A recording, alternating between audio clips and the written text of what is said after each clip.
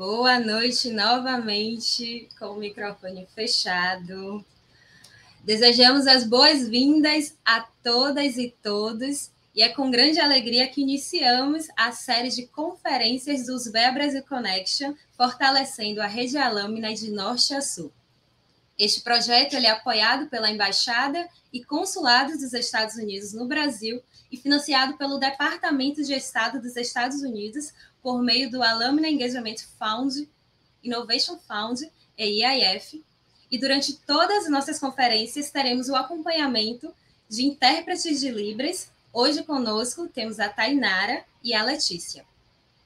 E para seguirmos com a abertura oficial das nossas conferências, convidamos Toji Miyahira, agido para assuntos de educação e cultura da Embaixada dos Estados Unidos.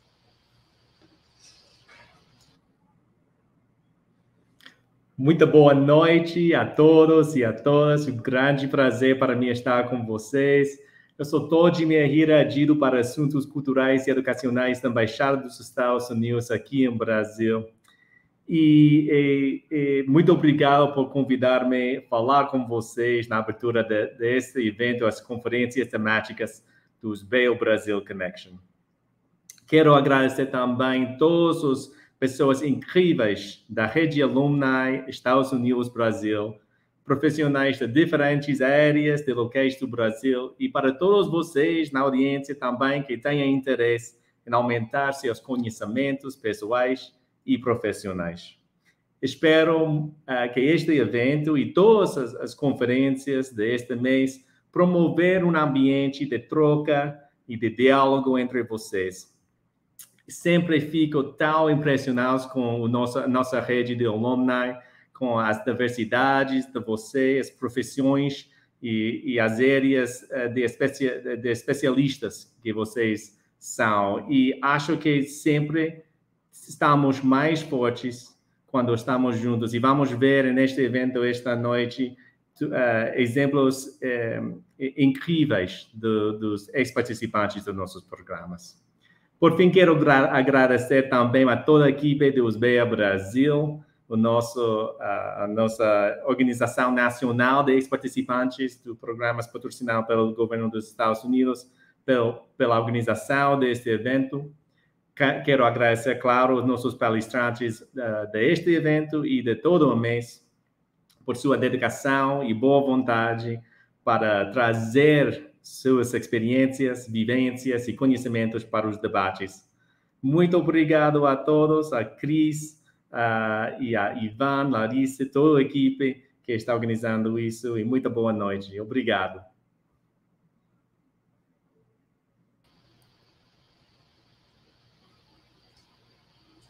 Obrigada, Todd.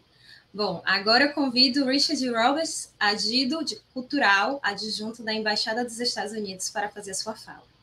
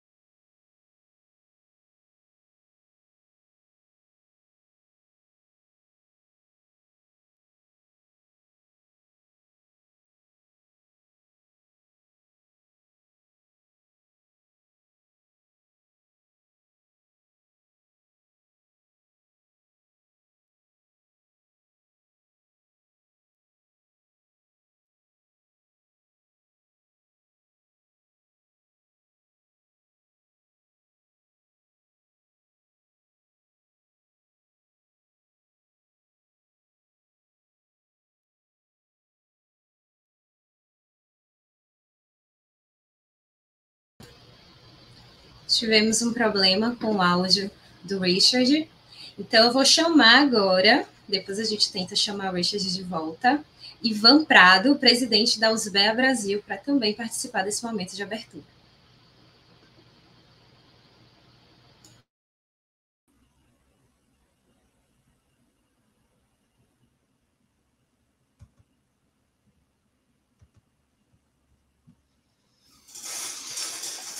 Boa noite a todos e todas. É um prazer enorme estar aqui representando a USBEA Brasil como alumni de um programa patrocinado pela Embaixada.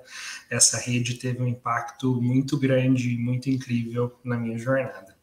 Gostaria de começar com muitos agradecimentos. Primeiro, muito obrigado mais uma vez por toda a confiança à Embaixada e aos consulados do governo dos Estados Unidos aqui no Brasil.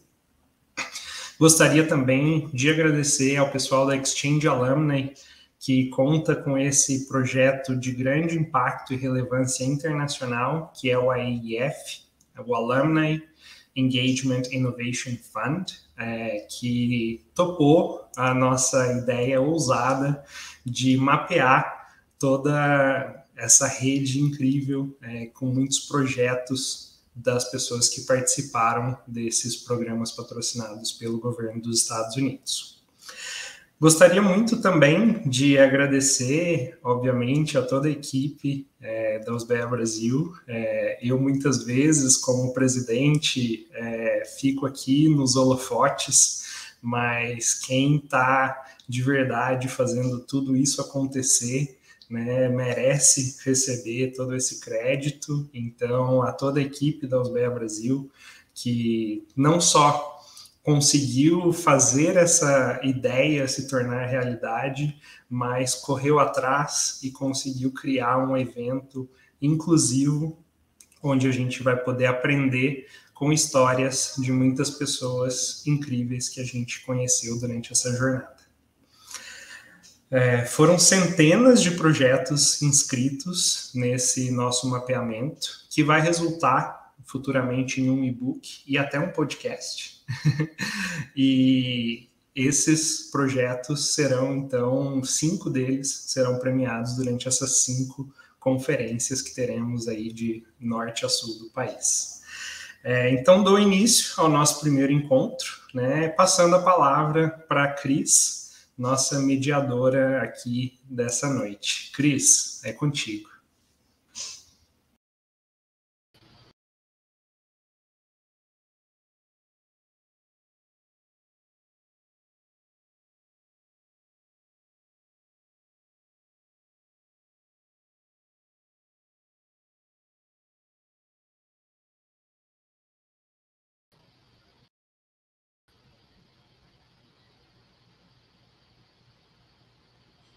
Voltamos. Richard, tá tudo ok? Ou podemos seguir?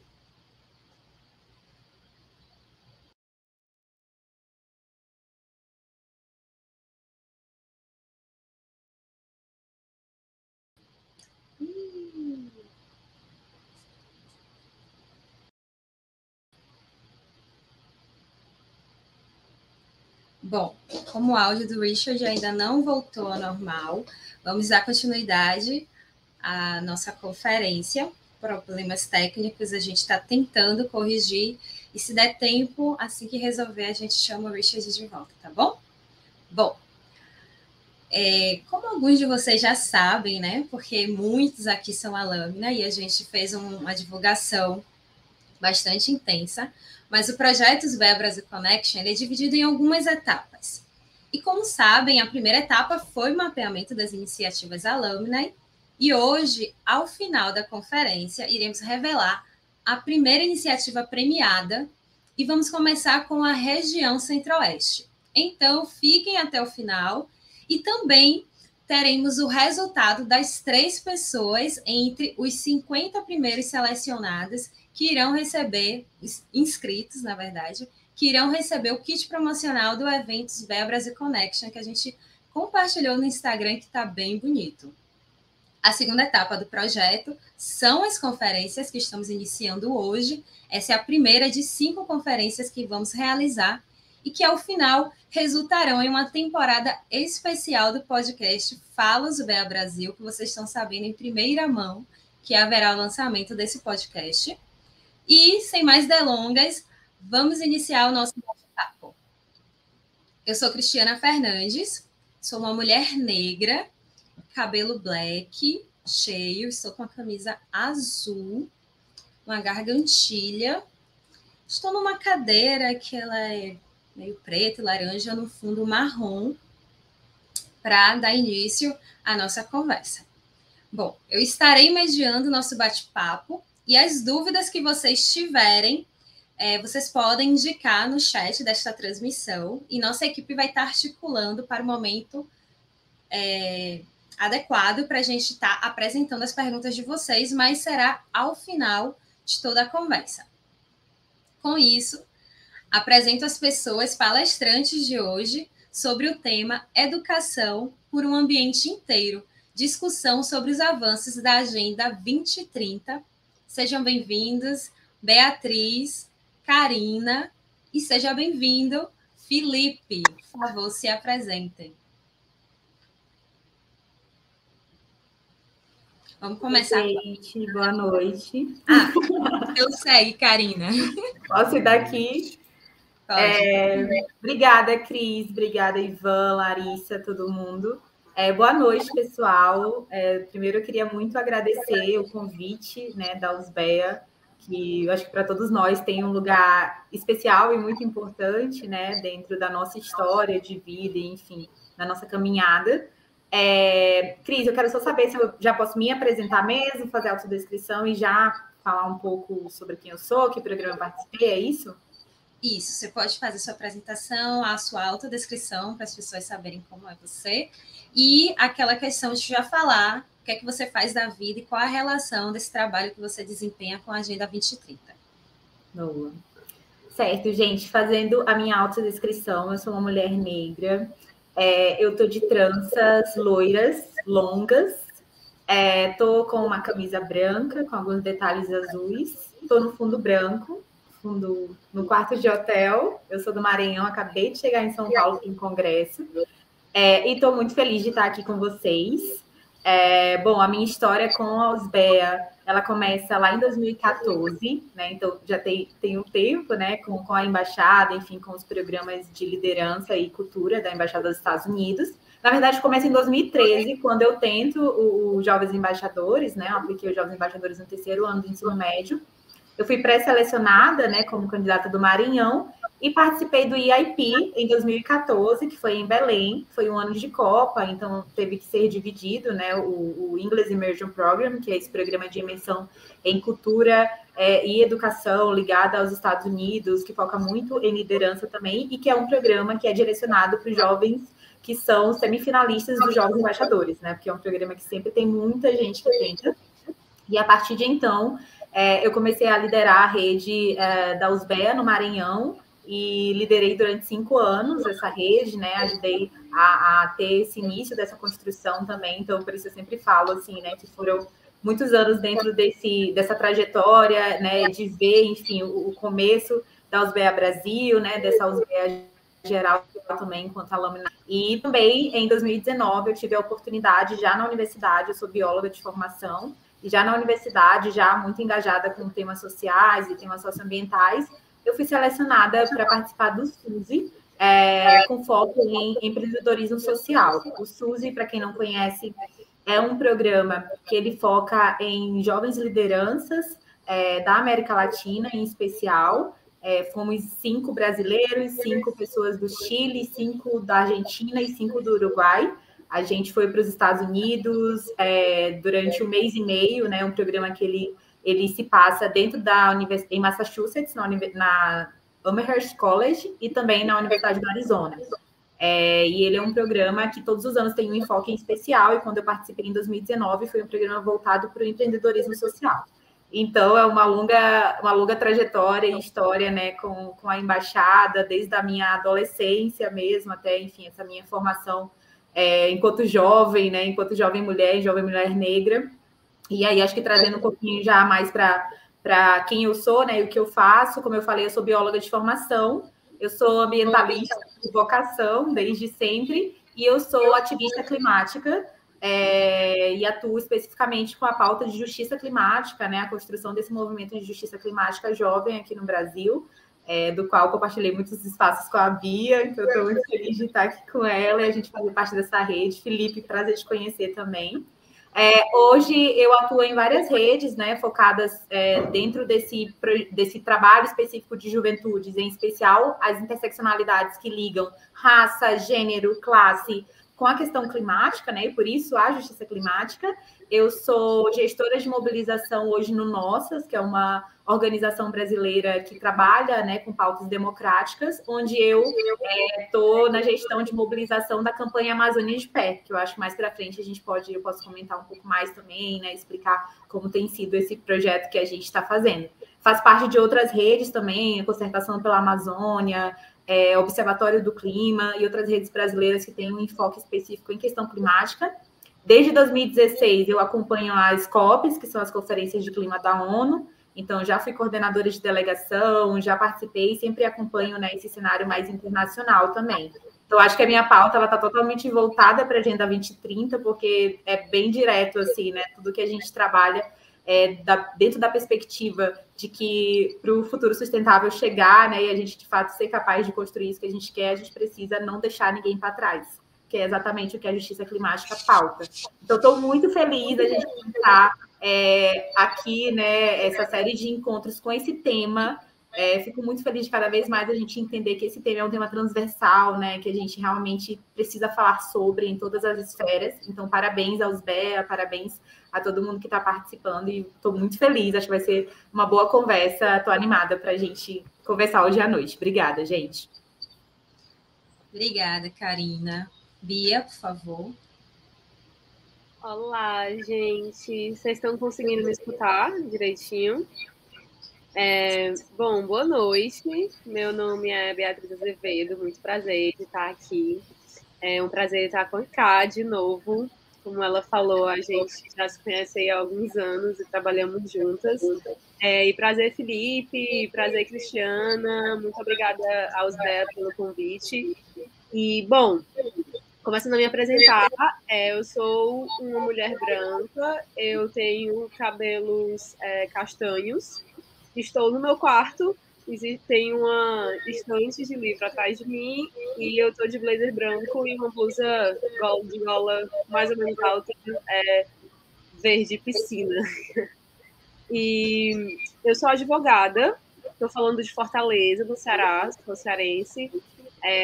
Eu sou advogada especializada em direito ambiental e trabalhei como ativista climática durante muitos anos também, foi assim que eu e a Cá nos conhecemos. E nesse caminho, eu cofundei um instituto aqui no Ceará, que é de proteção socioambiental, que se chama Instituto Verde Luz, e fui presidente durante muitos anos, tendo estruturado o instituto, trabalhado também na própria inserção internacional do Instituto nas conferências da ONU sobre mudanças climáticas. Também fiz parte da rede Engaja Mundo, que leva juventudes para representar as diferentes visões da juventude brasileira lá na ONU. Então, por conta desse trabalho de empreendedorismo social, em que eu fundei o instituto, trabalhei para captar recursos, montar plano de negócios, eu fui selecionada para o YLI, que é o Young Leaders of the Americas Initiative, e esse programa fui na edição de 2018, e até hoje eu falo com os meus colegas do YLI, eles são uma das redes mais importantes profissionalmente para mim, porque como era um programa de empreendedores, então a gente está todo mundo nos mesmos ecossistemas, a gente se encontra em outros lugares também, eu faço parte de outras redes, e muitas pessoas elas acabam estando em vários lugares ao mesmo tempo. E nesse sentido eu acredito que foi definitivo assim para minha formação enquanto empreendedora, enquanto ativista socioambiental ter estado no programa. Eu fui, enfim, houve uma semana de treinamento aqui no Brasil e a gente foi para diferentes cidades nos Estados Unidos, e aí eu não vou saber dizer todas porque eram várias, mas houve uma alocação dos bolsistas para cidades diferentes e eu fiquei em San Diego, na Califórnia. Fiz um estágio na Surfrider Foundation e trouxe algumas das experiências que aprendi lá para implementar aqui no Brasil, então essa troca também foi super legal.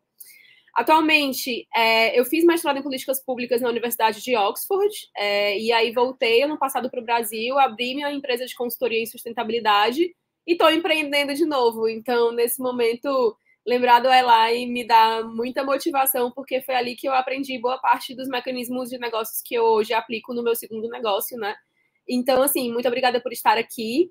Acredito que essa pauta de sustentabilidade e de clima realmente está muito inserida na Agenda 2030. Hoje em dia, eu uso os ODS com os meus clientes para poder mostrar para as empresas e sensibilizar as pessoas sobre a importância do tema. Então, os ODS são realmente um instrumento muito importante para a gente promover esse desenvolvimento sustentável que a gente tanto fala. E como a Ká falou, assim, ter esse olhar sensível para escutar os diferentes pontos de vista, para incluir todas as pessoas nesse processo e não deixar ninguém para trás. Então, fico muito feliz de estar aqui com vocês nesse painel diverso, de várias pessoas de regiões diferentes do Brasil, a partir de diferentes pontos de vista, porque é a partir dessas trocas que a gente vai conseguir mudar a forma de viver em sociedade para a gente encontrar esse lugar em que a gente promove mais justiça, a gente consegue desenvolver o país e, ao mesmo tempo, protegendo o nosso meio ambiente. Então, muito obrigada e estou muito feliz de estar aqui com vocês. Maravilha. Felipe, por favor. Nossa, que honra estar aqui com vocês, gente. Quero agradecer a Ivan, Larissa, a Cris, essas pessoas tão empenhadas em fazer essa rede que já é um sonho antigo, né? Eu digo que é antigo porque eu comecei esse date em 2010, quando eu fui selecionado jovem embaixador pelo estado do Acre, sou acriano. Me chamo Felipe Storck, gente. E lá em Rio Branco começou esse fascínio por uma rede que vem crescendo desde 2010 e que foi muito importante para o meu crescimento pessoal, profissional. Depois de ir para o programa Jovens Embaixadores em 2010, eu tive a oportunidade de conhecer o Opportunity Grants, que eu não sei se vocês conhecem, mas se tem alguém considerando estudar nos Estados Unidos, fazer faculdade, mestrado, doutorado, busque esse programa, porque é uma excelente forma de orientação para pessoas de baixa renda, ou de perfil diverso ou de perfil diverso. E graças ao Opportunity Grants, eu tive uma grande orientação, né, quanto a esse processo, que é muita informação para quem não tem esses acessos no começo. E eu ganhei uma bolsa muito importante para estudar na Phillips Academy em Andover, que é um internato bem conhecido nos Estados Unidos, é o segundo melhor internato do país. E eu fui completar meu ensino médio, saí de Rio Branco com 15 anos, mochila nas costas, fui completar meu ensino médio lá. E aí também, depois disso, eu fiz faculdade nos Estados Unidos, também com bolsa integral na Franklin Marshall College, na Pensilvânia. Estudei economia e estudos ambientais e meus horizontes foram daí se expandindo, né? E na faculdade, a minha paixão por trabalhar com populações tradicionais na Amazônia foi ficando ainda mais afinada. Então, eu voltei para o Acre, trabalhei na reserva... na pousada ecológica Seringal Cachoeira, eu trabalhava numa reserva extrativista com o nome do Chico Mendes e interagia com seringueiros ali que participaram do movimento, que foi muito importante para a definição desse marco de proteção ambiental, que as reservas extrativistas na década de 70, um pouquinho em 80. E aí eu decidi que depois da formatura eu tinha que correr para voltar para o Brasil e trabalhar, porque era muito importante eu não perder esse trabalho com a terra, com as pessoas que estão na nossa região amazônica querida.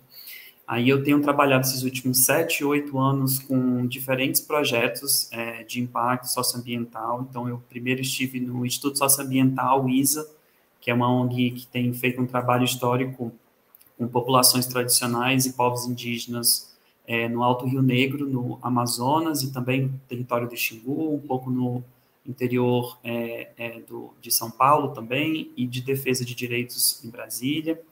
Depois eu mudei um pouco, em Manaus trabalhei com a Agência da ONU para Refugiados, né? O Brasil tem mais de 250 mil pessoas que migraram da Venezuela por um processo de migração forçada, além de outros povos de outros países, como Colômbia e outras situações de emergência, e muitas dessas pessoas estão na Amazônia. um volume significativo e com muitos contextos específicos. E, por último, agora eu tenho trabalhado como coordenador de parcerias na Palladium, que a gente tem, basicamente, a gente tem um acordo de cooperação global com o braço de desenvolvimento internacional do governo americano, que é a USAID. Nós temos feito parceria com mais de 20 ONGs para responder aos efeitos contínuos, perversos da pandemia 19 nos 9 estados da Amazônia Legal. Então, tem vários ONGs que eu quero sugerir aqui hoje para vocês ficarem de olho. E além disso, eu estou super feliz também de compartilhar que, por conta desse trabalho todo, eu logo vou dar uma pausa para voltar a estudar e focar em um mestrado em ciência ambiental na Escola de Meio Ambiente de Yale, de volta nos Estados Unidos. E nesse processo todo eu estou falando porque esses 12 anos, a rede USBEA, que para mim é principalmente uma rede de jovens embaixadores, mas tem se ampliado, foi muito importante na hora de ter uma orientação, na hora de ter uma dica, na hora de buscar uma recomendação de como se apresentar nesses processos todos. Então, super feliz de estar aqui com um painel maravilhoso desses, Beatriz, Karina, super prazer. Bom, Felipe, só para a gente não perder essa informação sobre você, por favor, se autodescreva. Verdade, obrigado, Cris. Eu sou um homem branco, de cabelos escuros, com alguns grisalhos. Estou usando uma camisa de tecido linho bege claro e estou na minha sala. Obrigada. Bom, vamos dar início ao nosso bate-papo, que eu acho que o pessoal está ansioso por ouvir um pouco mais da experiência de vocês, além do que já ouvimos até aqui, sabemos e já estamos na expectativa de que vai ser um bate-papo muito bacana.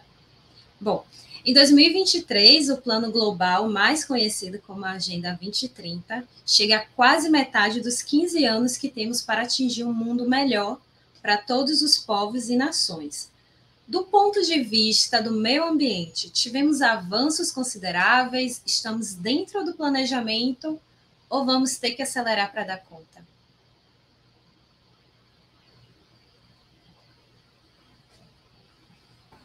E aí, gente, quem começa com essa? Eu posso começar. Eu tenho uma visão... eu tenho uma visão otimista, então eu vou colocar o tom... Eu vou colocar o tom no otimismo, porque eu sei que muitas vezes quando a gente trabalha propondo mudança de sociedade, a sensação é que as coisas acontecem sempre de forma muito lenta, né? E as injustiças, elas estão muito nítidas para serem vistas, e então, para não cair no desespero, eu sempre faço a opção pelo otimismo. Então, assim, em 2015, eu lembro quando as ODS foram aprovadas, porque o Engajamento da organização que eu e a Karina fazemos parte, estava muito à frente, então a gente estava debatendo, levando contribuições para a Assembleia Geral da ONU, fazendo posicionamento de juventude. Então, assim, gente, é muito recente, é uma coisa... Na minha própria carreira é recente e eu sou uma pessoa jovem. E eu lembro quando eu comecei, quando a gente começou a falar de mudanças climáticas aqui em Fortaleza, trazer o debate para fazer sensibilização, as pessoas achavam o tema completamente irrelevante. E hoje em dia a gente vê os jornais falando sobre isso, a gente vê o Fórum Econômico Mundial colocando crise climática, colocando fatores de desenvolvimento sustentável como sendo questões prioritárias. E até mesmo aqui no Brasil, a fome infelizmente, voltou a estar em pauta. Contudo, acredito que existe um consenso nacional de que é inadmissível que essa seja a situação e que a gente ainda tenha essa desigualdade social tão grande aqui no nosso país. Então, existe uma perspectiva de retomada de programas sociais, de redistribuição de renda. Então, assim, em alguns aspectos políticos internacionais e também em termos de sensibilização da sociedade, eu sinto que esses temas de desenvolvimento sustentável, as metas dos objetivos sustentáveis, têm tido mais penetração na sociedade e, ao mesmo tempo, alcançado um lugar de maior relevância. Esse é o primeiro ponto que eu colocaria. O segundo ponto, que é um pouco mais específico dentro da minha atuação, é a questão disso ter virado pauta empresarial. Porque a gente sabe que quando o mundo dos negócios decide que algo é importante, isso se torna prático, isso se transforma em prática de uma forma muito mais rápida do que necessariamente o consenso necessário para a construção de uma política pública, ou até mesmo o consenso internacional para se aprovar um acordo. Então, estando agora trabalhando nesse setor de ESG, que é, de certa forma, a sigla comercial que se está utilizando para tratar dos objetivos do desenvolvimento sustentável dentro do mundo corporativo, que aí é para environment, S é para social e G é para governance, eu sinto que existe uma demanda muito grande por pessoas que estejam pensando fora da lógica do lucro unicamente, que estejam trazendo critérios de equidade, de compensação e mitigação ambiental para dentro da lógica e da estratégia empresarial. Então, eu fico muito feliz com essa demanda, porque, para além de ser uma demanda de mudança, é uma demanda também de profissionais do mercado de trabalho. Então, isso é uma forma de absorver profissionais que estão partindo desse novo local, dessa nova visão socioambiental mais sensível e que podem encontrar agora um espaço para promover essa transformação. Então, eu sinto que houve um avanço, obviamente não suficiente, ainda estamos correndo contra o relógio, a gente sabe das dificuldades, mas eu quis pontuar inicialmente o que eu vejo de positivo que está acontecendo. Maravilha. Karina ou Felipe? Posso dar continuidade aqui? Eu super concordo com a Bia, assim, eu também sou muito do otimismo, e eu acho que quando a gente tende a trabalhar com a questão ambiental, climática, enfim, é muito fácil a gente, né, tender para o outro lado, assim, né, para realmente para o lado do desespero, da urgência, que não necessariamente é uma coisa ruim, né, porque eu acho que dentro dessa pauta a gente também trabalha com muitas urgências, assim. Quando a gente olha para a Agenda 2030, e aí a gente vê, né, que quantos anos a gente tem até chegar em 2030, e aí a gente olha para todos esses 17 objetivos, né, 169 metas, que elas são macro, assim, né? Quando a gente vai ver detalhadamente, micrologicamente, elas se espalham em muitas outras coisas que são necessárias para a gente alcançar aí esse futuro sustentável, né? Essa agenda que realmente esteja alinhada com esse fato de considerar, né, as populações, os povos, enfim, as pessoas dentro desse contexto ambiental também. Como eu citei no começo, eu acho que a Agenda 2030, dentro do seu desenvolvimento, né, e aí como a Bia traz também, eu acho que tem uma pauta muito forte com as juventudes também dentro dessa criação, porque eu acho que a juventude tem muito esse fato de trazer a urgência de forma muito pontuada, né? Sim, a gente precisa que isso seja resolvido, a gente quer que isso seja resolvido agora, a gente quer fazer parte da construção dessa solução, e eu acho que a Agenda 2030 ela é um exemplo disso, né? Só que também eu acho que é bem importante assim, a gente trazer algumas questões que eu acho que são críticas assim, dentro dessa agenda, e que eu acho que a gente precisa mais do que nunca, nesse momento, que a gente está bem próximo assim, né, do seu alvo, enfim, da sua meta, citar. Né? Porque eu acho que hoje em dia, quanto mais a gente fala da questão ambiental, a gente fala sobre desastres, né? A gente fala sobre a Amazônia, né? O Felipe trouxe aí essa pauta. Eu sou do Maranhão também, trabalho muito com a pauta amazônica diretamente, e a gente vê o quanto que é uma pauta política também, né? É uma pauta que ela é social, ela é política, ela é governamental, enfim, como a Bia traz também, né? Ela é empresarial, ela é do setor privado, é do setor público, né? É educacional. Então, é muito importante a gente entender como que esses avanços que estão sendo feitos, de fato, a quem eles estão priorizando, assim, né? Porque quando a gente olha para os relatórios da ONU, né, que hoje as Nações Unidas, né, a ONU tem um painel intergovernamental de mudanças climáticas, que é o IPCC, e o IPCC, ele traz, né, esses relatórios que analisa, né, em que lugar a gente está, de onde a gente está vindo, né, o que a gente ainda consegue reverter. E pensando positivamente também, né, no último relatório do ano passado, foi bem desesperador, porque a gente viu que vários desastres que já estão acontecendo, são irreversíveis. Então, quando a gente olha só para isso, às vezes, se a gente olhar só para os dados, só para as análises, a gente vai ficar bem desesperado, porque... Só que eu acho importante a gente saber, eu acho que é bem importante todo mundo saber o que está acontecendo. E, especialmente, que nem todo mundo é afetado da mesma forma pela questão climática, né? Que é exatamente o que eu acho que a gente falta dentro dos nossos movimentos. As pessoas, as populações mais pobres, periféricas, de comunidades tradicionais, em especial as populações negras, indígenas, enfim, quilombolas, elas são as pessoas mais afetadas. E eu sempre gosto muito de trazer essa visão crítica dentro da Agenda 2030, que é onde que essas pessoas estão colocadas dentro dessa agenda, sabe? Porque, querendo ou não, foi uma agenda que a gente quis ter uma participação e a gente sabe que as coisas nunca são muito abertas para a gente. Eu acho que toda a participação que a gente foi conquistada com muita luta, assim, nunca de portas abertas, né? Especialmente dentro desses espaços. E eu acho que a gente tem esse momento assim, de questionar, na verdade, né? A gente tem um tempo limitante, assim, e realmente o que a gente quer construir nos próximos anos, o que a gente não pode mais repetir, né? E acho que é isso. A Agenda 2030, ela fala que ela jamais vai ser completa se ela realmente não olhar para esse principal alvo, que é não deixar ninguém para trás. E aí eu pergunto, será que a gente não está deixando ninguém para trás mesmo? É um desafio muito difícil. Eu sempre falo, quando a gente traz a questão de sustentabilidade, mudanças climáticas, não é simples, não é fácil, sabe? É por isso que eu acho que a gente também traz a construção de soluções junto disso, né? Eu acho que o que a Bia traz, o que o Felipe traz, o que eu trago, são construções que a gente está fazendo para entender como que a gente vai solucionar esse problema, né? E realmente como é que a gente vai fazer com que menos desastres, né, ou menos consequências cheguem para essas pessoas que mais se tornam vulnerabilizadas pela questão climática.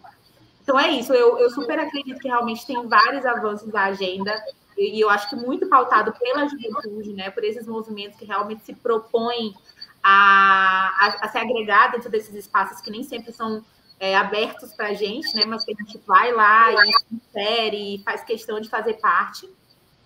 Mas eu acho que a gente realmente está num momento ideal para não deixar que nem mais um ano assim de agenda avance sem a gente realmente analisar as questões socioambientais como um contexto único, né? Então, é isso. Super, gente. E no espírito do debate, eu vou fazer a provocação. Também tento muito ser uma pessoa...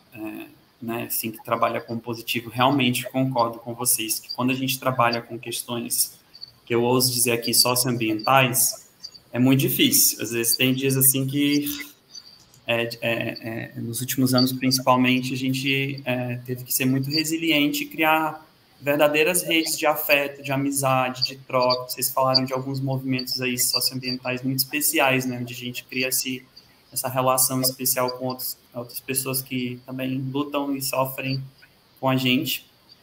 Mas eu acho que a gente tem que pisar urgentemente no acelerador, seja onde nós estivermos. Como cidadão, eu acho que a gente está muito atrasado no Brasil em vários aspectos, né? Então, a gente, no começo dos anos 2000, a gente teve todo um programa que envolveu 18 ministérios que se propunha a acabar com o desmatamento, que é ilegal, é fora da lei, não é uma coisinha assim, um jeitinho, não, é ilegal, de acordo com a nossa Constituição na Amazônia, e, infelizmente, por uma série de questões políticas, esse programa, esse plano, que foi um avanço social para o nosso país, foi desconstruído. E agora a gente está colhendo os frutos de, né, como as últimas notícias do território Yanomami trazem, de tudo que acontece com as pessoas que estão nesse território da Amazônia, que representa 2/3 do Brasil, quando uma política pública é desconstruída assim. Então, a gente tem que pisar no acelerador, por exemplo, para a questão do desmatamento, mas não é só isso. Eu acho que o território da Amazônia ele tem recebido um destaque importante, mas outros biomas do Brasil são extremamente importantes, né? A Mata Atlântica está com menos de 3% da sua área nativa conservada. O Cerrado e no Pantanal a gente viu os graves eventos adversos que foram acontecendo nesses últimos anos.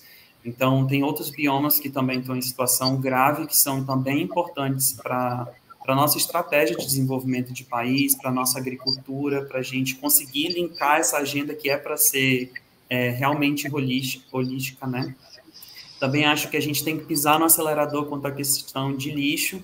A gente não consegue, não é possível que a gente, como Brasil, vai chegar em 2030 e olhar para trás e ver que metade dos nossos municípios não tem um plano para tratar os nossos resíduos sólidos, né?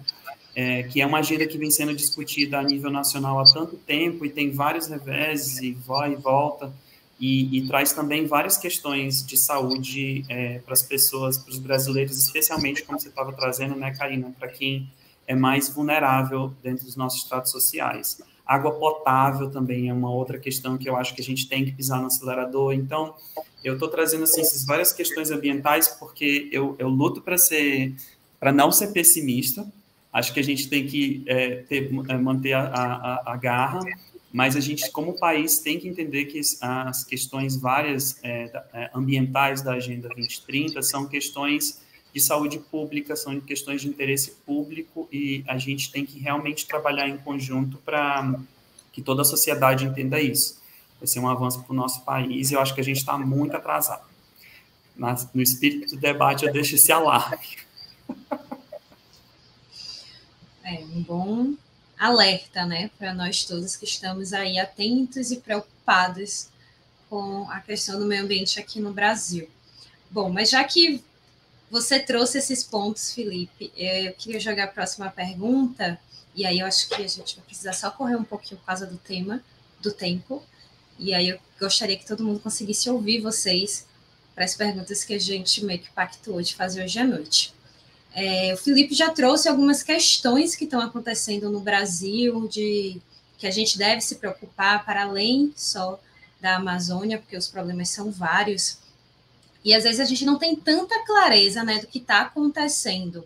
E baseado na experiência de vocês, onde vocês atuam, a partir do lugar onde vocês ocupam, nesse ativismo pelo meio ambiente, o que é que vocês conseguiriam exemplificar quão grave é a nossa situação? E aproveita também para falar assim, de acordo com isso, temos esse problema grave, como que vocês enxergam as possíveis medidas que podem ser tomadas para que a gente consiga avançar e reduzir esses danos, pensando também na Agenda 2030 para os próximos anos?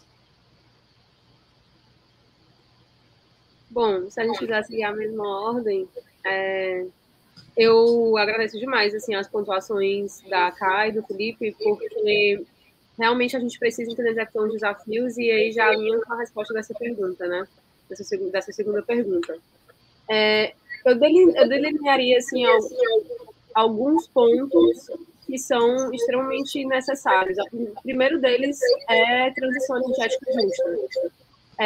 Aqui no Brasil, a gente sabe que a maior parte das emissões de gases de efeito estufa, elas vêm do desmatamento, principalmente do bioma amazônico. Então, como o Felipe já colocou, é necessário que a gente consiga zerar o desmatamento ilegal urgentemente, e isso é básico. Mas, para além disso, o mundo precisa parar de queimar combustíveis fósseis e passar a consumir fontes renováveis de energia.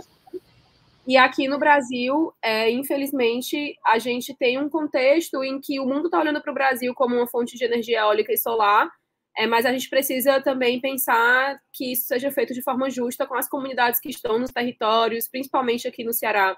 Está se falando de energia eólica offshore, e a gente precisa pensar o acesso dos pescadores ao mar. Então, o Brasil precisa pensar uma política de planejamento energético, a gente precisa integrar isso com a política de clima, com a proteção dos biomas, e também essa questão do resíduo sólido é urgente, como o Felipe colocou. Poluição marinha está aumentando exponencialmente. E, por último, eu diria que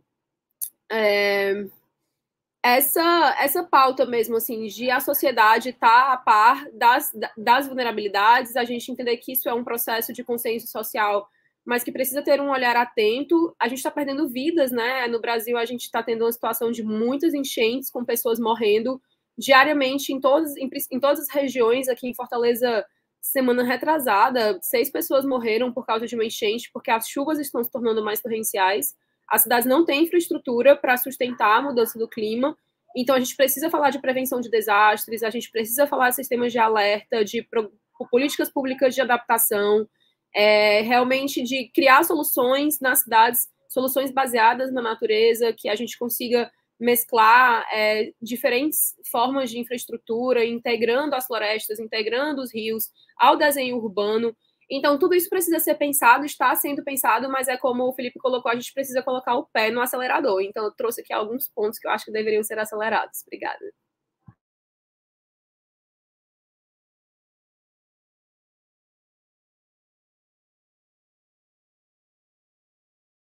Boa. Falando daqui também, eu acho que indo nessa linha, acho que quando a gente fala de avanço, assim, né, trazendo um pouco da pergunta anterior para conectar com essa, quando a gente fala desses avanços que a gente tem tido também dentro do debate climático, eu acho que é porque a gente está conseguindo mostrar para as pessoas que as mudanças climáticas, a emergência climática não é o que acontece só do outro lado do mundo, né? Eu acho que a nossa geração cresceu com a ideia do aquecimento global como sendo esse problema que a gente não ia conseguir resolver, mas que ele era um problema distante, sabe? Era um problema, né, do que acontecia lá no Ártico, né, com as calotas derretendo. Só que isso nunca foi muito próximo da gente, né? Imagina só, o brasileiro que tem que se preocupar em pegar ônibus de manhã, em botar comida no prato, em ter um trabalho, em cuidar dos seus filhos, vai se preocupar com calota polar derretendo. E eu acho que hoje, né, quando infelizmente a gente vê o que está acontecendo, e agora nessas chuvas, né, a gente tem Acre, a gente tem Maranhão, Manaus, com várias cidades já, né, nessa emergência agora das chuvas. Eu saí do Maranhão, estava vendo o jornal, já estava, acho que era 54 cidades já. E aí a gente vê cada vez mais a necessidade da gente pensar aquilo que a gente já está atrasado, né? Então, quando a gente vê uma enchente acontecendo numa cidade, a gente pensa em a defesa civil, né? Por exemplo, o Maranhão tem 217 municípios, só 30 tem defesa civil. Se um desastre acontece em uma cidade que é longe de onde tem uma defesa civil, até chegar lá, várias pessoas já morreram. E é isso que a gente precisa começar a pensar urgentemente, sabe? Tem desastres que já estão aí, já estão dados. A gente tem dados, a gente tem estudos, sabe? Estão apontando. Então, agora, como é que a gente vai fazer essa gestão? Como que os nossos gestores municipais, né? Como que os governos nacional, subnacional vão pensar em realmente olhar para isso e falar, cara, é um problema que a gente precisa resolver agora. A gente está vendo agora, né, com o atual governo, a gente tem a Marina Silva voltando a ser ministra, a gente tem um Ministério de Povos Indígenas, e a Marina Silva ela tem uma proposta, né, de declarar várias cidades brasileiras como cidades que já estão dentro de uma emergência climática, o que seria realmente crucial para a gente começar a demandar recursos para realmente evitar a morte das pessoas, né, que pode ser alguém perto da gente, assim, que não tem como, né. Eu moro na periferia do Maranhão, sabe? Então, eu conheço e sei de amigos que moram em áreas de risco, e a gente sabe que, infelizmente, uma hora isso pode acontecer. Então, a gente precisa, né, começar realmente a acelerar isso, assim.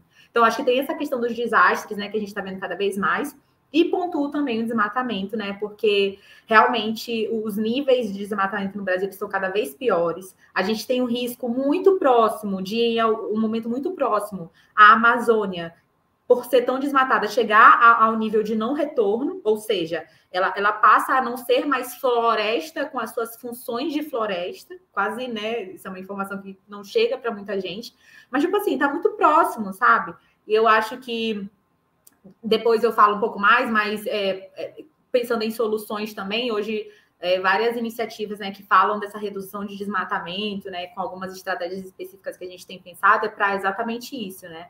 Para entender que essa é a maior causa, né, de emissões no Brasil. A gente precisa resolver isso rápido, assim, urgentemente, mas não só por isso, porque a gente também está fazendo com que isso seja um risco para as populações que vivem nesses territórios, né, na Amazônia, no Cerrado, na Mata Atlântica. Não é só vegetação, não é só, né, enfim, fauna, flora e outros reinos, são pessoas, sabe?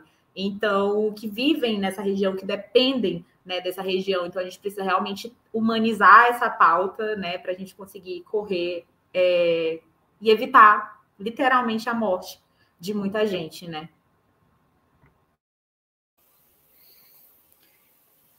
Gente, eu acho que, perfeito, assim, eu concordo com todos os pontos que as colegas trazem. Eu diria que para exemplificar eu sei que foi um tema muito divulgado na mídia, mas eu acho que o exemplo do que aconteceu, né, e foi amplamente divulgado agora, com o povo indígena Yanomami, ele exemplifica o cenário e como que as coisas são interligadas, e como que a queda de um desses grandes pilares é uma queda de toda a Agenda 2030. Então, com o povo indígena Yanomami, acho que a gente tem que tatuar, assim, todo brasileiro deveria, que 570 crianças, dentro do universo de 20 mil pessoas, né, indígenas Yanomami, morreram por conta de questões como desnutrição em pleno 2019 a 2022. Né? A gente está falando aí de um aumento de 29%, 30% em relação ao quadriênio anterior. Então, é um número muito elevado de mortes que eram evitáveis, dado a ciência e o nível de conhecimento que a sociedade brasileira tem nesse momento em que estamos. E aí, isso está linkado a toda uma perda de... primeiro, é uma questão que foge da nossa Constituição, né? Essas pessoas têm, assim como eu, como você que está assistindo, como as colegas que estão aqui, a gente tem respaldo e vários direitos dentro de uma Constituição cidadã. Então, esse é o primeiro ponto. Essas mortes estão fora do nosso acordo social. E o segundo é que isso está linkado a uma perda única de conhecimento daquele espaço, daquela floresta.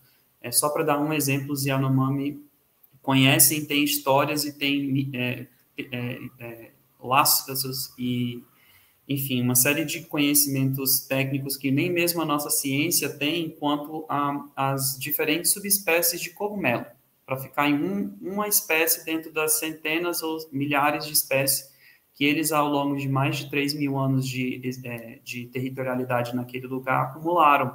Então, imagina o tanto de conhecimento que o Brasil perde e que o desenvolvimento do Brasil perde, né? Então, quando a gente fala, acho que de uma Agenda 2030, a gente tem que realmente reforçar que, né, para voltar nessa questão do exemplo, que a perda de um povo, a perda de uma cultura, a perda da diversidade do Brasil é uma perda de oportunidade econômica, social, além de uma violência contra essas pessoas. E essas coisas todas andam muito juntas, e eu acho que isso exemplifica um pouco desse momento crítico que a gente está para avançar socialmente e entender como um povo, né, um povo brasileiro, o que são as nossas prioridades. Essa rodada foi bastante importante. Assim, uma coisa que eu percebo muito na fala dos três é que, não apesar, mas pensar que esse meio ambiente, ele é um meio ambiente e que ele vai ter a fauna e a flora, mas também tem as pessoas. Então, a partir de todo esse processo, embora muitas pessoas negligenciem, isso sempre volta para a gente quanto população, quanto povo. E aí isso deixa para a próxima pergunta, né? Como que a educação ambiental ela pode contribuir para a formação de cidadãos mais conscientes e responsáveis em relação ao meio ambiente? E quais são as estratégias mais eficazes para promover essa conscientização?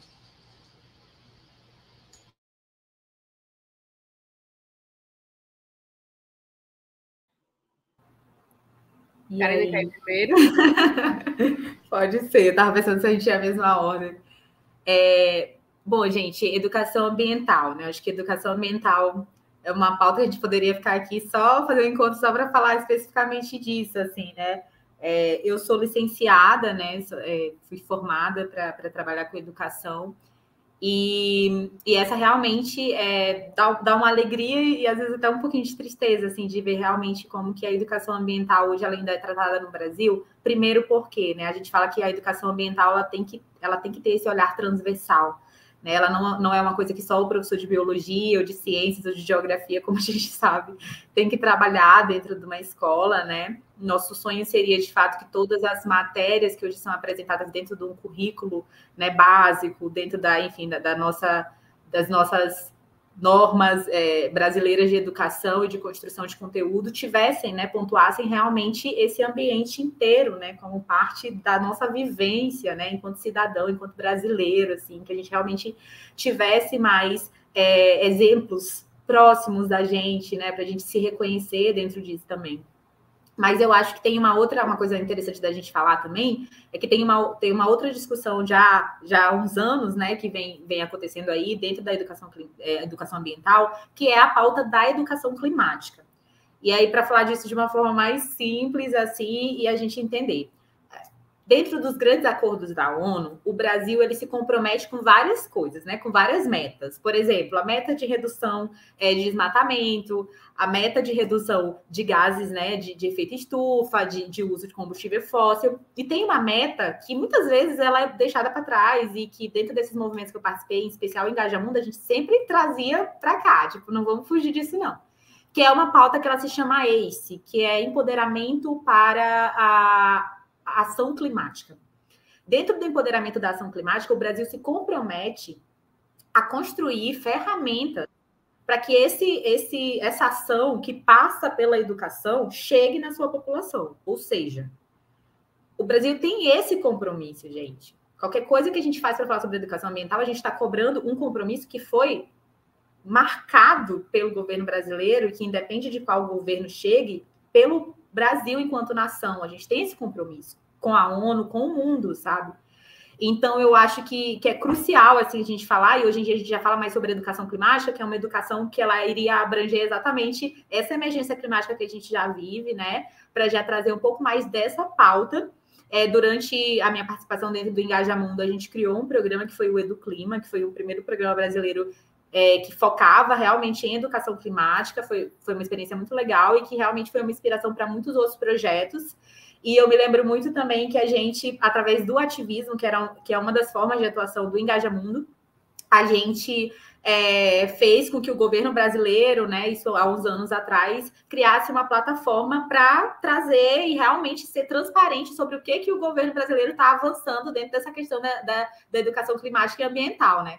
Então, eu acho que é isso, assim, é muito importante a gente falar sobre isso, a gente precisa entender como avança, é importante entender que através da educação a gente se sensibiliza, né, como diz aí Paulo Freire, a educação não muda o mundo, muda as pessoas mudam o mundo, né, e é exatamente isso que a gente precisa, entender que é através da escola, né, que é esse ambiente comunitário, onde, enfim, seja a educação normal, básica, né, regular, educação indígena, enfim, a gente vai conseguir realmente falar sobre o que está acontecendo no nosso dia a dia, né?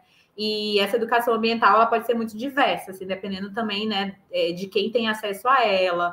Por exemplo, as escolas indígenas, né? Uma relação totalmente diferente do que são as escolas assim que a gente tem nas grandes cidades com essa relação com o meio ambiente.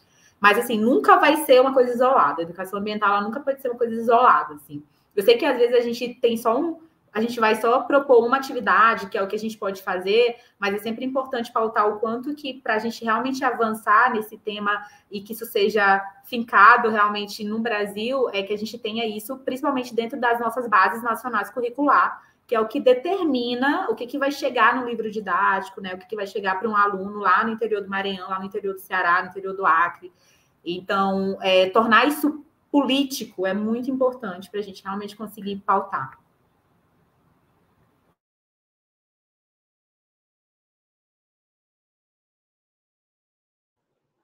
Bom, vou em seguida, então. Eu acho que é como a Ká colocou, assim, a educação ambiental, ela não é, hoje em dia, ela não é só sobre o meio ambiente, né? Ela é sobre clima, ela é sobre transformação social, ela é sobre as especificidades de cada local. Então, o que eu gosto muito de falar também é que a educação, ela precisa ser adaptada à realidade local e ela promover transformação onde ela está inserida. Então, no Instituto Verde Luz, quando a gente pensava os programas de educação ambiental, a gente pensava como é que a gente pode levar essas pessoas a agirem no ambiente em que elas estão. Então, vamos para ação, vamos fazer limpeza de praia, vamos fazer horta na escola, vamos pensar que como é que essa comunidade está interagindo com o rio, colocando o resíduo ali dentro do rio. Então, vamos ensinar que isso é ruim. Então, eu realmente acredito muito no poder transformador da educação. A educação é a base de tudo. E eu fico muito feliz de a gente estar num painel com pessoas do Norte e Nordeste, porque muitas vezes os debates sobre clima, eles são sobre a Amazônia, mas eles acontecem no Sudeste do Brasil. Então, acho que esse aspecto regional, ele também é extremamente relevante, porque é como a Ká falou, você não vai conseguir convencer uma pessoa de que a crise climática é relevante se você está falando de urso polar no Ártico. Mas, se você fala de desertificação na Caatinga, e de seca, e de falta de água aqui no Ceará, todo mundo vai entender. Se você falar de enchente e carro sendo levado pela chuva, aqui em Fortaleza a gente entende. Então, eu sinto essa necessidade de adaptar para as realidades locais, falar sobre os impactos e também traçar as soluções, engajando os indivíduos nas ações que vão levar às soluções. A gente sabe que realmente são necessárias políticas públicas, como a Ká falou. Existe um aspecto político que a gente precisa tratar nas intervenções, que é como isso vai reverberar no público, como é que a gente institucionaliza isso, como é que isso vira pauta. Mas, sobretudo, para a gente criar o processo de pressão social que é necessário para institucionalizar certas ações, as pessoas elas precisam estar profundamente convencidas de que aquilo é relevante. E nada convence mais do que a educação. Então, eu vejo a educação como um componente central na solução do problema. A gente não vai conseguir resolver se a gente não passar a sensibilizar as pessoas sobre os assuntos. E também, eu sinto que a nossa geração ela já é uma geração muito diferente da geração dos nossos pais e dos nossos avós. Porque os nossos avós não conviveram com os problemas. Os nossos avós, eles não geravam plástico. Eles jogavam, eles tinham a cumbuca dentro de casa e enterravam o lixo orgânico no quintal, então davam para as galinhas, entendeu? Os nossos pais, eles não entenderam, eles conviveram com os problemas, acentuaram os problemas, mas eles não tiveram a educação para reconhecer aquilo como um problema. A nossa geração, essa geração dos millennials, né, a gente foi a primeira geração que veio com essa sensibilidade já a partir da nossa formação. Então, nós somos consumidores e trabalhadores, assim, somos consumidores e mercado de trabalho mesmo que está buscando proporcionar soluções para o tema porque somos sensíveis a isso. Então, acho que a nossa geração já mostra como isso se reflete na atuação do jovem adulto, né? E a próxima geração vai vir mais sensível ainda, porque, como a gente está falando, o assunto está se tornando cada vez mais evidente, mais pautado. Então, a educação é chave para isso, mas não somente a consciência dos problemas, porque, inclusive, hoje em dia a gente tem um fenômeno que chama depressão climática ou ansiedade climática. Isso está catalogado porque as pessoas elas entram em crise existencial de, o mundo está acabando e é um problema muito grande para eu resolver sozinho. Então, enfim, a pessoa fica sem perspectiva e isso realmente é muito real. E está acontecendo. Então, também por isso, hoje em dia eu tento trazer esse debate para o positivo e vi que vocês também fazem essa reflexão justamente por conta para não cair nesse ponto do desespero, assim, porque às vezes também o acesso à informação ele é importante, mas ele tem suas consequências, né, na vida das pessoas.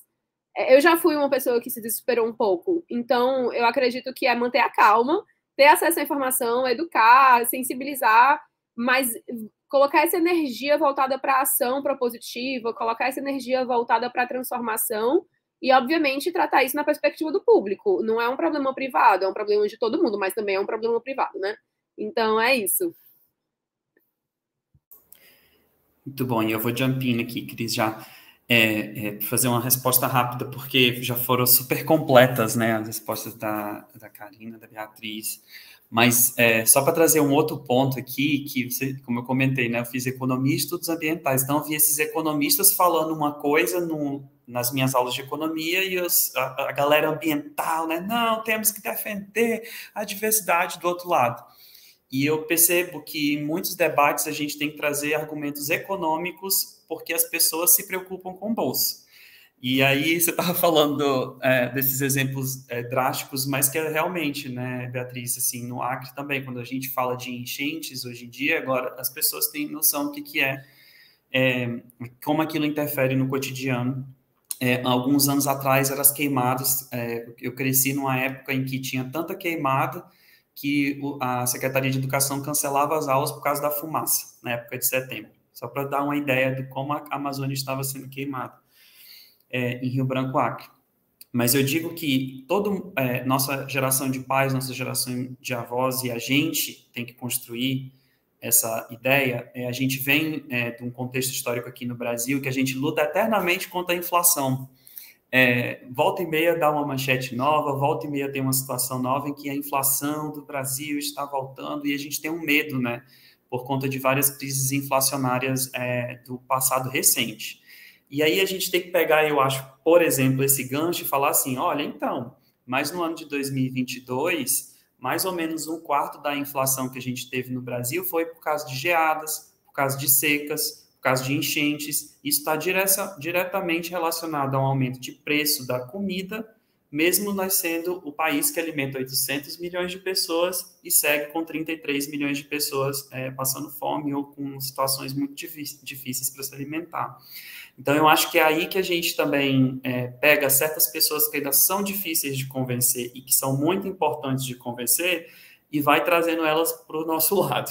Então, eu acho que argumentos econômicos nessa educação ambiental do dia a dia, que, né, vocês falaram exemplos excelentes dentro da sala de aula, mas, infelizmente, a gente ainda tem alguns adultos no Brasil que são tomadores de decisão e que não estão convencidos. E aí eu acho que a gente tem que integrar a agenda ambiental de educação no nosso cotidiano. É muito difícil conversar com algumas pessoas que são mais sisudos, mas a gente tem que fazer esse esforço e integrar esse tema com um tema de saúde pública, com um tema de desenvolvimento econômico, com a emergência climática que está no dia a dia da população. Então, essa é a educação, diria assim, fora da sala de aula que eu agregaria aqui. Incrível. Estou com pena que estamos acabando. Agora, quem está assistindo, por favor, se você tem alguma pergunta, essa é a hora de mandar, porque a gente vai fazer a última pergunta que temos planejada e logo na sequência eles começam a responder a pergunta de vocês, tá bom? E não se esqueçam que logo após o bate-papo a gente vai ter o resultado da iniciativa Lâmina que vai ser premiada na região Centro-Oeste e também vamos sortear aqui as 3 pessoas que vão receber o kit promocional dos BA Brasil Connection, que são essas 3 pessoas entre as 50 primeiro inscritas, tá bom? Se você for uma dessas, fica atenta. Então, pessoal, para finalizar, a gente sabe que temos muito com que se preocupar diante da fala de vocês, até para se ocupar, né? Se cada um fizer a sua parte, a gente consegue atingir essa agenda aí 2030 bonito, né? Vamos pensar assim positivo, conforme a Bia tanto evidencia. Mas, assim, a gente sabe que tem instituições bacanas que desenvolvem trabalhos sérios e que merecem o nosso apoio. Então, fiquem à vontade para indicar esses trabalhos que a gente pode estar acompanhando e quem tiver interesse em contribuir na luta para manter esse nosso ambiente inteiro, né? Faz parte do nosso tema, por um ambiente inteiro.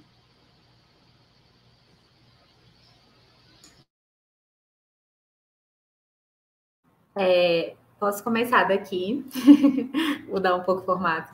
Gente, tem muita gente fazendo muita coisa boa, né? Eu acho que, inclusive, espaços como esse, mais uma vez parabenizo aos BEA Brasil, porque são espaços da gente descobrir, sabe? Sempre que eu estou reunida com outras pessoas que têm iniciativas, que estão trabalhando nessa pauta, saio bem mais animada, mais feliz, entusiasmada, que a gente vê o quanto que tem de gente fazendo coisa legal, sabe? Em todas as áreas, assim, que é muito possível a gente ter a nossa própria ação climática, né? Tem uma estudiosa, que eu esqueci agora o nome, infelizmente, mas comecei a estudar ela recentemente, é uma professora dos Estados Unidos, e ela fala muito sobre ação climática individual, assim, né? Que realmente...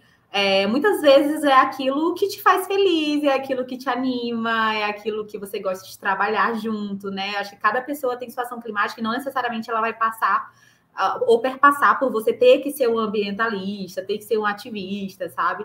Mas, na verdade, ter realmente essa consciência de que todos nós, né, precisamos realmente estar dentro dessa discussão e fazer parte dessa transformação. Mas deixando algumas dicas aqui para vocês. Em especial, eu gostaria de deixar o Engajamundo, que eu e a Bia já falamos bastante. O Engajamundo é uma organização brasileira que foi A primeira, né, a realmente trabalhar especificamente com a questão dos ODS, Agenda 2030 e Agenda Climática no Brasil, com esse olhar para as conferências da ONU.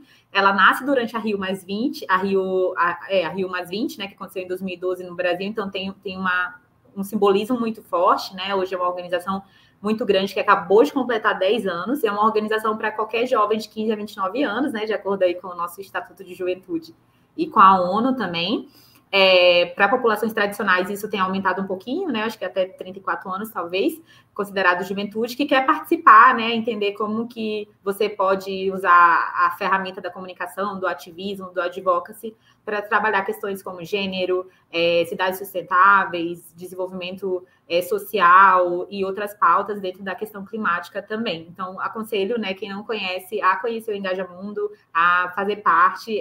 O Engajamundo é uma escola, né? O Engajamundo me formou, assim, realmente enquanto ativista, a entender essas ferramentas políticas e como usar, como organizar a nossa revolta, sabe?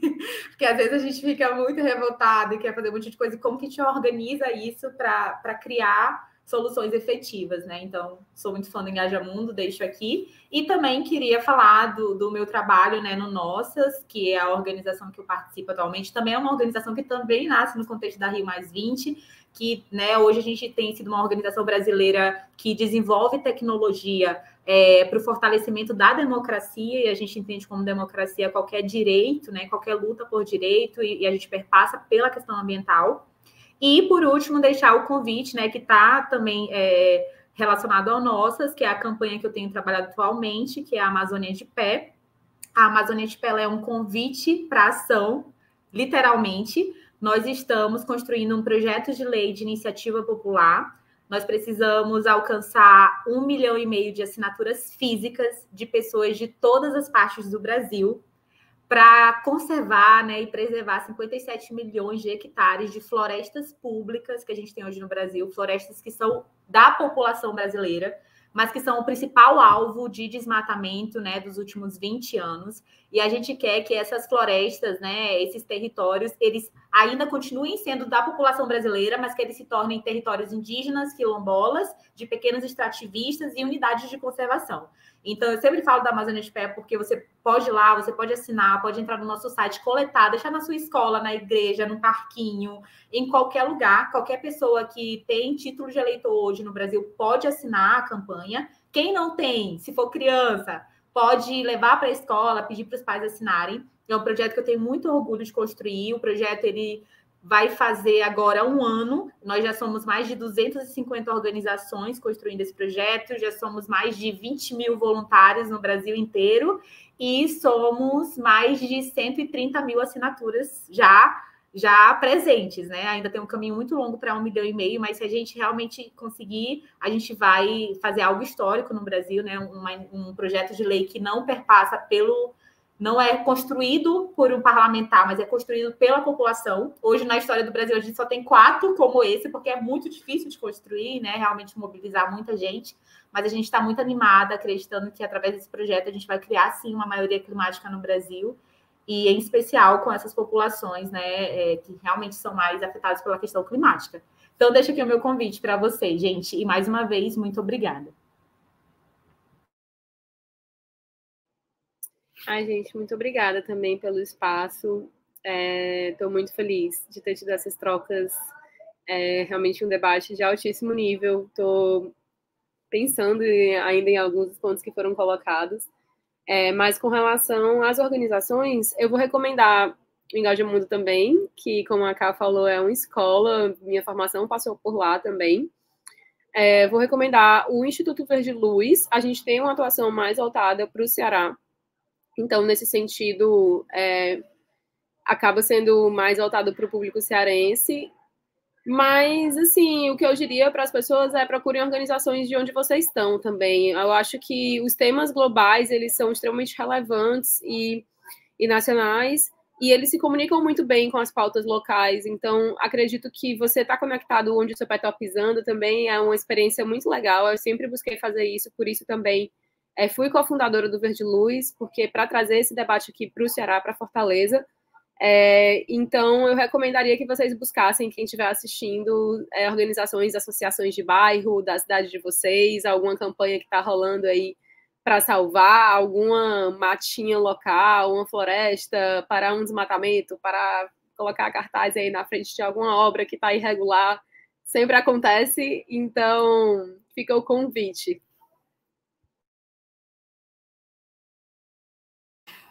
Olha, muito obrigado, Isabel, mais uma vez pela oportunidade de estar aqui ao lado dessas mulheres aguerridas, super inteligentes. Eu aprendi muito. Eu fico sempre com medinho assim de pecar por não mencionar essas organizações, e eu concordo de realmente buscar organizações que estão próximas de você e lembrar que assim, as organizações da sociedade civil, elas surgem no Brasil com força, né, na década de 70, é muito recente. E foi por causa da organização dessas instituições que muitos dos avanços que a gente tem hoje e muito da consciência que a gente tem hoje foi possível. Então, organizações que às vezes não têm tanto destaque, mas são cruciais agora, eu acho que são as organizações que são territorializadas e lideradas por indígenas, por quilombolas, ribeirinhas, seringueiros, que às vezes são uma organização que estão só num município, por exemplo, da Amazônia, ou que estão, né, para outros povos tradicionais, só em um município do semiárido do Nordeste, ou no Sudeste, ou no Sul, ou no Centro-Oeste, e que são organizações que são chave, porque tudo que a gente falou aqui, para a gente alcançar uma Agenda 2030 realmente integrada, a gente tem que estar com ela no nosso cotidiano. Então, eu encorajo a buscar as organizações ambientais que são lideradas por essas populações tradicionais no seu município e se voluntariar para uma atividade de 1 hora, de 2 horas e começar um envolvimento assim. As coisas, como a frase famosa fala, né? Nunca duvide o que um pequeno grupo de pessoas instigadas, né? Estou adaptando aqui, se esse pequeno grupo de pessoas pode mudar o mundo, porque de fato é a única coisa que mudou. E eu estou muito convencido disso, que são poucas pessoas ali instigadas com alguma questão que fazem grandes mudanças.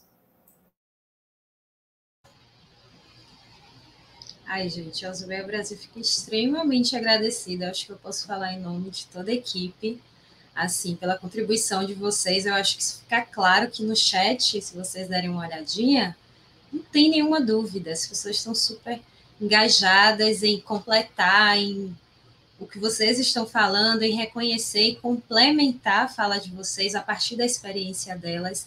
Tem muita gente aqui que é da área também, que está falando. Deixa eu ver alguns nomes. Tem o Francisco José de Alencar, eu vi que também tem a Meg. Cadê, pessoal? Se apresentem, falem de vocês. Tô subindo o chat todo aqui, tá? A Meg Virgínia, ela fala que ela é da Bahia, ela também tem um trabalho voltado para essa área. A Laura, ela está destacando a iniciativa, né, de ter autodescrição, de ter a Libras. Tem também a Ana Paloma, ela fez ótimas contribuições aqui no chat para tudo que vocês estão falando, exaltou a presença de vocês. Então, eu aproveito para agradecer em nome da Ausubel Brasil. Muito obrigada, Beatriz, Felipe, Karina. Assim, as observações e as contribuições de vocês foram incríveis. A gente tem a sorte que essa conversa vai ficar salva e que depois vai virar um podcast. Eu acho que a gente tem muito o que reverberar ainda com a fala de vocês. Então, muito obrigada. Agora eu vou precisar passar a fala para a nossa gestora de projetos, que é a Larissa, e já eu volto. Eu fiquei, que bom. Você está muda. Acabei de perceber que eu estava muda. Olá, pessoal, obrigada. Foi um evento incrível. Eu tô super inspirada aqui, depois quero trocar mais figurinhas. Não conhecia a Beatriz diretamente, mas a Karina, que é minha amiga, Felipe, já acompanho a trajetória deles, então foi incrível, muito obrigada mesmo. Mas eu estou aqui com uma missão bem especial. Só que antes de dar seguimento ao resultado, e por favor, palestrantes, continuem aqui, a gente vai precisar da ajuda de vocês no momento do sorteio, vocês vão interagir com a gente. Eu vou me apresentar e me autodescrever, para facilitar também, mas eu me chamo Larissa Darcy, eu estou gestora de projetos da Associação Alumni USBEA Brasil, sou uma mulher branca, de cabelo ruivo, que está preso, mas mais para o tom de cobre. Estou com uma camisa na cor branca, com algumas estampas na cor azul. Tenho um rosto redondo, com o olho meio puxado. E, bem, basicamente isso. E para o nosso momento agora de anunciar o resultado, eu queria reforçar algumas curiosidades sobre a região que a gente vai estar realizando a premiação de fato. Hoje a gente vai revelar a iniciativa que foi selecionada durante o edital de mapeamento de iniciativas de pessoas alumna. Então, no início do ano, a gente fez um mapeamento que vai ser desenvolvido no e-book, e a iniciativa que se destacasse e receber uma premiação. E também a gente vai entregar esse prêmio presencialmente, vai ter todo um processo bem interessante. E a região que a gente vai estar falando hoje é do Centro-Oeste. Então, para ser bem sucinta, mais objetiva, eu vou indicar algumas curiosidades e no final eu falo que foi a pessoa selecionada, a iniciativa selecionada. Mas a região do Centro-Oeste, ela é uma região que abriga, na verdade, o Pantanal, né? Então, o Pantanal é a maior planície alagada do mundo e bioma com importante função de corredor biográfico entre as duas maiores bacias da América do Sul. Então, não sei se você sabia, mas essa é a primeira curiosidade. A segunda é que também possui o maior território quilombola do país, que é em Goiás, e foi reconhecido pelo Programa Ambiental da ONU como um território preservado. Por fim, a nossa terceira curiosidade é que a região do Centro-Oeste também tem um marco de arquitetura e urbanismo moderno. Fica em Brasília, ela é detentora da maior área tombada do mundo e é considerada pela Unesco como Patrimônio Cultural da Humanidade. 3 curiosidades bem interessantes. Eu não sei se todo mundo sabia, mas quando a gente estava fazendo a pesquisa, a gente ficou bem animado com a riqueza do nosso país, né? Por isso, esse é um dos propósitos dessa conferência. Ela está englobando temáticas tão atuais e necessárias, e também fazer esse recorte por região. Mas, por fim, não menos importante, o projeto selecionado desta região é o projeto Globalizando, a iniciativa do alumni Felipe Alisson, que fica em Brasília. O projeto desenvolve ensino de idiomas com metodologia voltadas aos Objetivos de Desenvolvimento Sustentável da Agenda 2030 da ONU. Trabalha muito a democratização de modelos diplomáticos. Parabéns, Felipe. Eu não sei se você está aqui, mas iremos entrar em contato com você, tá? Não só com você, mas também com o seu chapter, para fazer esse encontro acontecer e a gente oficializar essa premiação. Parabéns. Bem, e dando seguimento para o nosso evento, vamos para o momento do sorteio, né? Eu vou precisar da ajuda dos meus palestrantes, eu vou pedir para cada um de vocês indicar um número de 1 a 50, e as pessoas que vão receber essa premiação, só reforçando, os Bea Box, vai ser um kit promocional do evento, de tudo que a gente está desenvolvendo, e ao final desse encontro, até o final dessa semana, na verdade, a gente vai entrar em contato diretamente com essas pessoas por e-mail, e então a gente vai passar os detalhes de como vai ser feito o envio desse material, tá bom? Vamos lá, vamos por ordem alfabética. Beatriz, me diz um número de 1 a 50. Lembrando que são os 50 primeiros inscritos em toda a conferência, não só para a conferência de hoje, tá? A gente também vai reforçar no nosso Instagram quem foi a pessoa vencedora e vai fazer o contato. Pode falar, um número de 1 a 50. Eu vou privilegiar a primeira pessoa que se inscreveu, vou dizer 1. Maravilha, deixa eu ver então aqui, pegar a lista de pessoas inscritas, mas a primeira pessoa que se inscreveu é o Francisco Serra. Francisco Serra, na verdade, se inscreveu para o evento de direitos humanos. Eu não sei se essa pessoa está presente aqui. Se tiver, por favor, sinalize no chat, tá? Parabéns, Francisco. A gente vai fazer o contato com você. Tá? Então, Francisco Serra, do e-mail... Francisco Serra, na verdade. Não estou com acesso ao e-mail. A gente vai entrar em contato com você. Karina... Na verdade, a ordem alfabética é Felipe, né? Mas eu vou dar aqui a vez para Karina, para as primeiras damas, né? Vou privilegiar elas. Karina, olha, eu tô achando que esse Francisco é do Maranhão, hein? Vou depois confirmar. Francisco Serra, né? Que é o líder do chapter. Eu vou escolher o número 15, que eu gosto muito desse número. Maravilha, deixa eu ver então. Número 15... Dwayne Kevin. Dwayne, eu lembro desse nome porque ela é jovem embaixadora 2023. Dwayne, se você estiver aqui, parabéns. Então, tem já só reforçando o número 1, que foi a escolha da Beatriz, que é o Francisco. Número 15, que foi a escolha da Karina, que é a Dwayne Kevin, tá? Então, agora, por fim, a última pessoa que será sorteada. Vamos lá, Felipe, por favor. Ai, gente, que dificuldade. Eu vou no número, aleatoriamente, o número 42. Deixa eu olhar o número 42. João Vitor Ribeiro Lima. João Vitor também não se inscreveu para a conferência de hoje, na verdade se inscreveu para uma outra, mas se caso João Vitor estiver aqui, João Vitor Ribeiro Lima, parabéns, você é a terceira pessoa sorteada para receber o kit. Parabéns a todas as pessoas que se inscreveram, né? A gente teve mais de 200 ingressos vendidos só para hoje.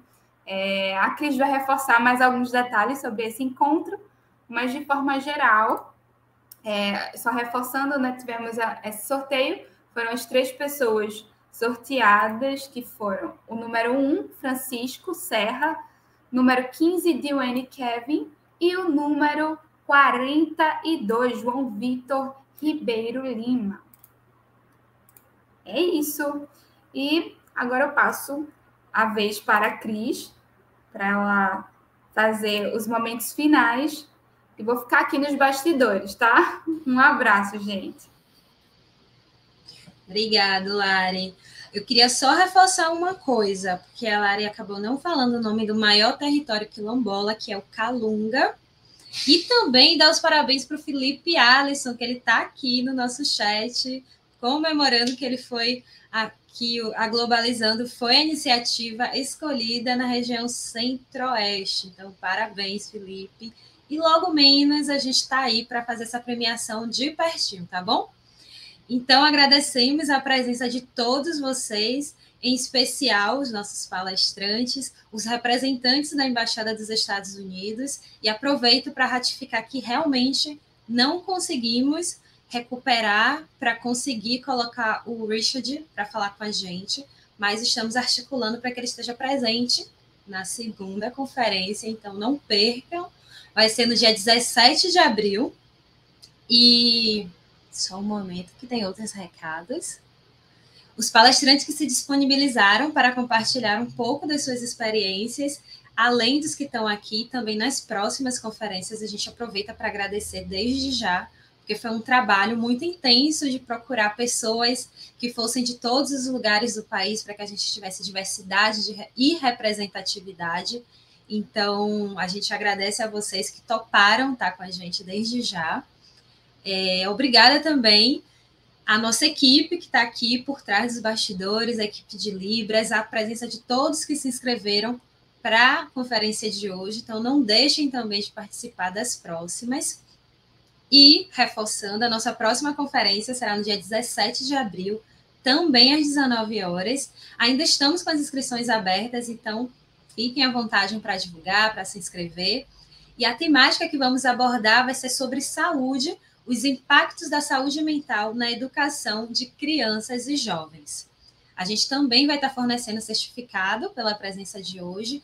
Então, a Larissa está passando um link no chat para que vocês possam preencher para confirmar a presença de vocês e a gente poder gerar esse certificado. E até o final dessa semana vocês vão receber por e-mail, tá bom?